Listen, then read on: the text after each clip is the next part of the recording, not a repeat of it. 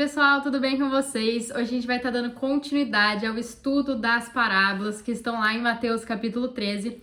E hoje a gente vai estar falando sobre a terceira parábola descrita aqui, que é a parábola do grão de mostarda.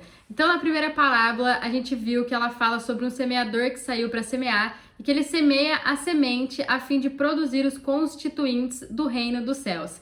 Depois tem a parábola do joio e do trigo, que nos revela que os trigos são o produto dessa semente, né? São aqueles que têm a vida de Deus, que amam mais a Deus do que as coisas do mundo. E o joio também são os crentes, mas que atuam como filhos do maligno, né? Que são aqueles falsos crentes, aqueles que andam com um pé na igreja, um pé no mundo, que ainda andam na carnalidade, que são autossuficientes e por aí vai. E dando sequência aqui nessa aparência do reino dos céus, a gente vai estar entrando um pouco nessa parábola, amém? Então, o fruto do trigo, mencionado nas duas primeiras parábolas, e o fruto do grão de mostarda, que é apresentado aqui nessa parábola, são comestíveis, o que indica que o povo do reino, eles devem ser como um campo que produz alimentos para a satisfação de Deus e do homem.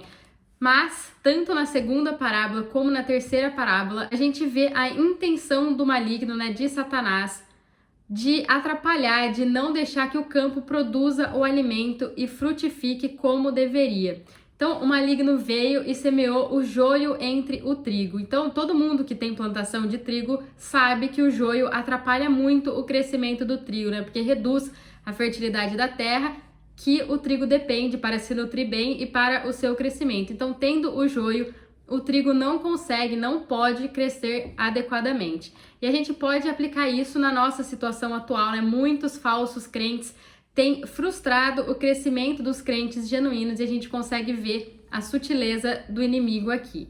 E nessa parábola que a gente vai ler, o inimigo faz com que o grão de mostarda se transforme em uma árvore que não serve mais de alimento, mas sim de abrigo para as aves do céu fazerem ninho. E aqui a gente também vai conseguir ver a sutileza do inimigo, amém? Então peguem a Bíblia de vocês, peguem caneta para irem anotando tudo e vamos à leitura, tá lá no versículo 31 e 32 de Mateus 13. Outra parábola lhes contou, dizendo: o reino dos céus é semelhante ao grão de mostarda que um homem tomou e plantou no seu campo. Embora seja a menor de todas as sementes, ela, quando cresce, é maior das hortaliças e se transforma em árvore, de modo que vêm as aves do céu para fazer ninho nos seus ramos. Então um homem tomou um grão de mostarda e plantou no seu campo. O homem é Jesus, aquele que semeia, né, e planta, e ele plantou a mostarda, que é a igreja, no seu campo, e o campo é o mundo. Então Jesus saiu e plantou a igreja no mundo. E aqui também no versículo 32, a gente vê que quando esse grão cresce, é a maior das hortaliças e depois ele se transforma em uma árvore. Então ela foi plantada como uma menor semente que deveria produzir hortaliças e de repente ela se torna uma grande árvore. Então, gente, se a gente for ver lá em Gênesis 1, versículo 11 e 12, a gente consegue perceber que tudo isso é o contrário à lei da criação de Deus, né? Que fala que toda planta deve dar frutos de acordo com a sua própria espécie. Então a igreja aqui, que é a realidade do reino dos céus, ela deve ser uma hortaliça, uma semente, uma erva que produz alimentos, mas a sua natureza aqui, sua função foram alteradas e ela se transforma em uma árvore que serve de ninho para os pássaros. Mas, né, quando que tudo isso acontece, né? Essa mudança aconteceu no início do século IV, quando Constantino uniu a igreja com o mundo, né? Ele se converteu e transformou o cristianismo a religião oficial de Roma, introduzindo milhares, né, de falsos crentes no cristianismo, porque antes a igreja era muito perseguida, mas agora quem não faz parte da igreja que acaba sendo perseguido. Então as pessoas vão entrando e aceitando Jesus não de forma genuína, né, não passando pelo novo nascimento, mas só para não serem mortas. Entende? Então, o grão de mostarda que nasceu para ser uma hortaliça, para ramificar, crescer, ele se transforma em uma grande árvore, em uma aberração. E o resultado disso é que as aves do céu, ela vem para fazer ninho nos seus ramos. O grande problema aqui é que a Bíblia, lá na parábola do semeador, ela nos fala quem são essas aves que buscam abrigo nessa igreja aqui. As aves são as roubadoras de sementes, lá do versículo 19. Então, aqueles que têm o coração pisado, né, aquele coração beira do caminho, ouve a mensagem, mas que tem um coração duro e a mensagem não consegue penetrar em seu coração, fica na superfície, vem as aves do céu e roubam a semente. Então as aves são os demônios malignos que se aninharam nesta árvore. Então, portanto, gente, essa terceira parábola, ela corresponde à terceira igreja das 7 mencionadas lá em Apocalipse 2 e 3, a igreja de Pérgamo.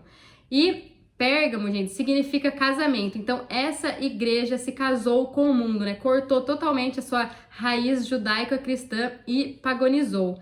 Portanto, a igreja que antes celebrava as festas bíblicas mencionadas na palavra, né? Pessah, Abicurim, Shavuot. Então, de repente, ela passa a celebrar a Páscoa do coelho, a Páscoa do ovo de chocolate, né? Natal, festa que não tem nenhum fundamento bíblico. E vamos nos aprofundar um pouco mais para a gente conseguir entender tudo isso. Então, a igreja que era para ser uma hortaliça, ramificar para os lados, alcançar as pessoas, né, com o evangelho, de uma hora para outra ela cresceu para cima e não cresceu para os lados. Então, ela cresceu em cima de si mesma e ela abandonou o evangelho e começou a colocar mecanismos humanos dentro dela. Coisas impressionantes, né? Coisas que enchem os olhos, mas que não tem nenhuma essência. Então a igreja cresceu muito rápido, ficou exuberante, rica, né? Tem poder político, tem o governo sobre as coisas, sobre as pessoas, mas não tem como fundamento o evangelho, né? Não edificou sobre o fundamento que é Jesus.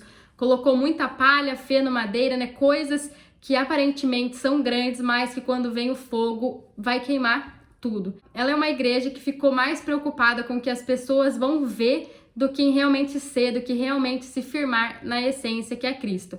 E a consequência disso tudo foi que as aves do céu vieram para fazer ninho nessa igreja. Então, o propósito agora da igreja passa a ser o seu crescimento, né, o seu crescimento nela mesma e começa a fazer de tudo para que isso aconteça, né? Então começa a negociar os princípios bíblicos e começa a atrair os demônios. Então a igreja que era para ser a extensão de Cristo aqui na terra, né, o seu corpo fundamentada nos princípios da palavra, ela se torna algo totalmente diferente, né? Sua natureza foi mudada e ela passa a estabelecer princípios mundanos. Então, depois, né, que a gente falar sobre as parábolas, né, depois que a gente vê as 7, a gente pode fazer um estudo relacionado às 7 igrejas do Apocalipse, e lá a gente vai ver tudo o que Jesus está falando para cada uma dessas 7 igrejas. Então, como a gente já falou um pouco sobre isso lá no primeiro vídeo dessa série, né, a diferença do reino de Deus e do reino dos céus, o número 7 é o perfeito de Deus aqui na terra. Então, sempre que a gente vê esse número na Bíblia, ou vai estar 4 mais 3 ou 3 mais 4. 4 representa as coisas aqui da terra, as coisas mundanas, e 3 representa as coisas do céu, né? Pai, Filho e Espírito Santo. Então, 3 mais 4 representa degradação, né? Saindo das coisas de Deus para as coisas do mundo. E 4 mais 3 representam restauração, saindo das coisas naturais para aquilo que é espiritual.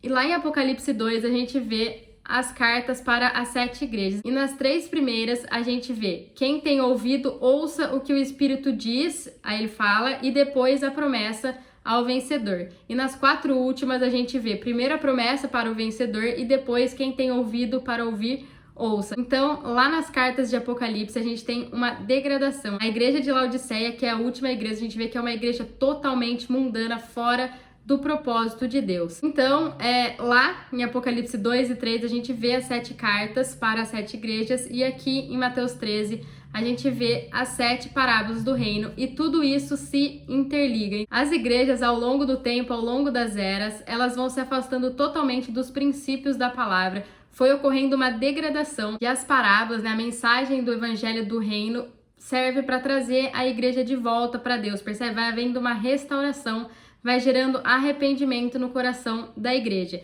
E como a gente viu aqui nos outros vídeos, Jesus fala 4 parábolas para a multidão e depois ele sai de perto da multidão e fala 3 parábolas somente para os discípulos. Então a gente vê aqui um 4 mais 3 saindo das coisas do mundo e indo para as coisas de Deus, amém? Então cada uma dessas parábolas representa a figura de uma das 7 igrejas que estão lá em Apocalipse. E como a gente viu, o evangelho do reino é pregado para as pessoas que estão salvas, para as pessoas que já aceitaram Jesus, que já tiveram seu espírito regenerado, mas que precisam ser transformadas na alma. Então, esse evangelho do reino gera a transformação na vida da igreja. Amém? Gente, esta é a parábola do grão de mostarda. Espero que tenha ficado claro para vocês entenderem. E agora a gente vai seguindo, explicando e relacionando estas parábolas com as 7 igrejas. Amém? Fiquem com Deus e até o próximo vídeo. Tchau, tchau!